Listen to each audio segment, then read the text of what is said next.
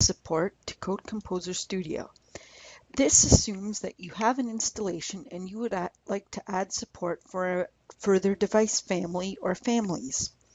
The first thing to double check is that you've gone to this download page and you either download the installer or ensure that you still have a copy of the Code Composer Studio installer you used initially on your computer.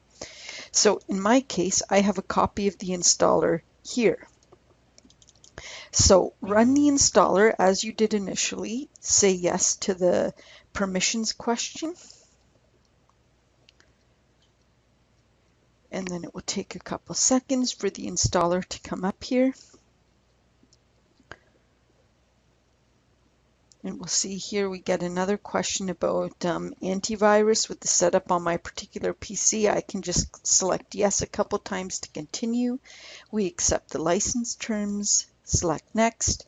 I happen to have Code Composer 6 installed in this folder, so browse to your Code Composer Studio installation, an existing installation, so it recognizes that we have Code Composer Studio. Would we like to continue? Yes. We select next, and here we can see that in my case I only currently have device support installed for the C2000 and the wireless connectivity.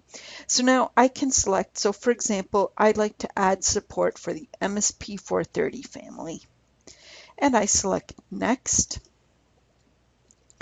and we have a chance to add support for further emulators here. In this case I won't, but you could feel free to select any of these as well. Select next. Now because I'm adding support for the MSP430, sure, let me go ahead and add support for these and select finish.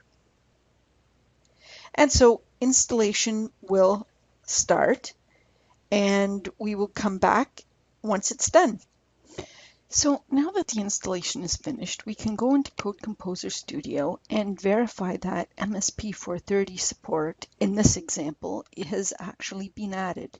So if we go to Project, New CCS Project, and the project wizard will open up. And then if we just filter for MSP or MSP430 even, you can see that the devices are now there, whereas